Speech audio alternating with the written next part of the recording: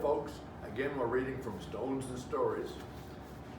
You know, somebody told me that if you went to the bookstore in Brunswick, Gulf of Maine, you know, Gary was open, and he'll come to the door, ask you what you want, and bring it to you. It's worth the trip. $15 for the center. Okay, this morning's story is called Bedlam, I guess I should say, in Bowdoinham.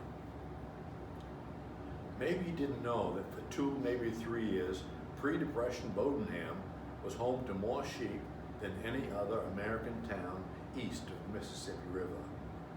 That is a little known factoid, folks, and if you don't know it, I'm just not surprised.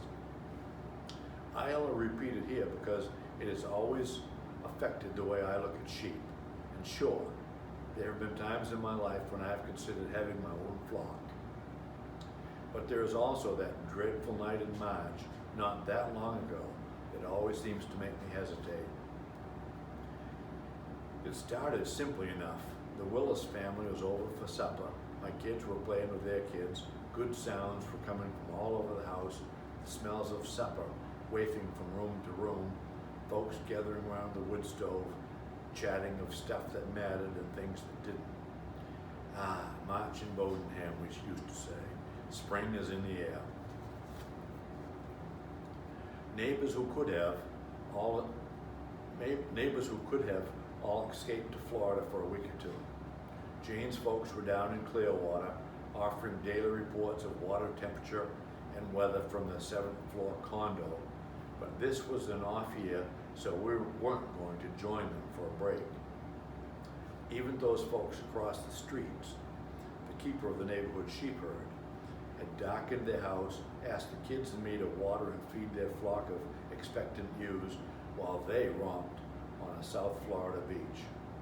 No problem, he promised, as he backed his car through a snowdrift and onto an ice-covered street on the road to that airport. My vet guarantees there will be no births before the 1st of April. Who was it that said, "Beware of the Ides of March"? Was it Julius Caesar? Jane poked her head into the room and said, "Food's up in 30 minutes. Why don't you and the kids go put the girls to bed?" Kids all over the house grabbed coats and boots, and before I could fill 2 pails of water, I had 5 helpers ready for the dark, cold walk to the barn across the street. It had the look of a manger scene, really. 8 ewes, most burdened with lambs, bulging with wool, gently circling, calling as we opened the door with our water, grain, and hay. 1 dusty 60-watt bulb lit the whole area. Miles and Haven managed the hay, scattered it into the corners. Abby and I dumped the water and grain. "Dad," Miles opened the drama with a question as he pointed at the back end of one sheep. "Is that supposed to be like that?" There was just no gentle way to describe what we saw.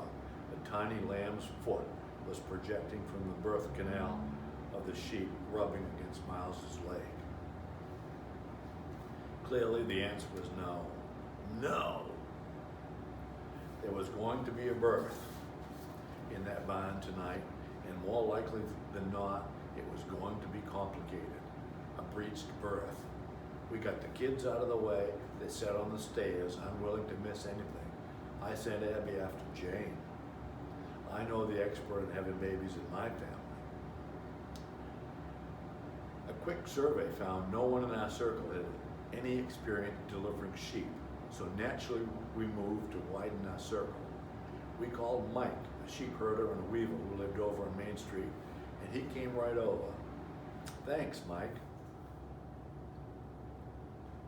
One of the first things he suggested horrified every one of us. Sheep follow sheep, he predicted. If we get 1 birth, chances are we're going to get 4, maybe 6. How many of these ladies are carrying? We didn't know. It's going to be a long, long night, he suggested. Jane sent Abby home to shut off the soup and to get towels. "Do we need hot water?" Jane asked. Miles's eyes were widening. there was yet another ewe down in the west corner of the stable about to deliver. The hours that followed were filled with exceptional drama. Mike saved the breech birth and produced a beautiful baby lamb for the gallery of clapping kids, but the success was short-lived. We had a lamb born dead prematurely, then another. Mike talked about dividing the flock, deciding that it was too late. We had a first-time delivery that ended up with a live birth, but a protracted uterus. One of the kids in the gallery threw up. I decided it was time to call Susan, our veterinarian, who Jane knew from church. Mike said, please. Then he said, thank you. Jane came out with steaming bowls of soup, but very little was eaten. No one was hungry, everyone was busy. By midnight, Dr. Sue had the situation under control. The score was 3 lambs lost, 6 alive on the floor. There was a set of brand new twins.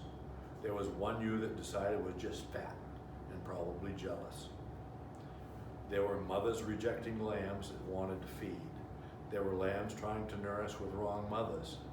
Mike was trying to show the kids how to mix formula and nurse newborns. Jane was worrying about the kids getting up for school the next morning. I was suggesting that they were learning more right now, right here, and it was more important than a day of classes. Dr. Sue left Mike and me in charge about 2 a.m., saying something like, for a couple of guys, you did a pretty good job. Jane came over with coffee at about 3, and there were hugs all around. Mike and I spent the rest of the night semi-asleep in the manger, trying to manage the first of the spring offspring. First light of the next day, we called a neighbor and told him he better get himself on the next plane to Maine. We were spending his money at an alarming rate, and we were eager to give up any claims that we had to maternity. He said he'd talk with his wife. I suggested he just rent a car if there was no morning plane. First light of the next day, he was back in town, dazed by jet lag and marveling at his newly arrived family. Thank you, folks.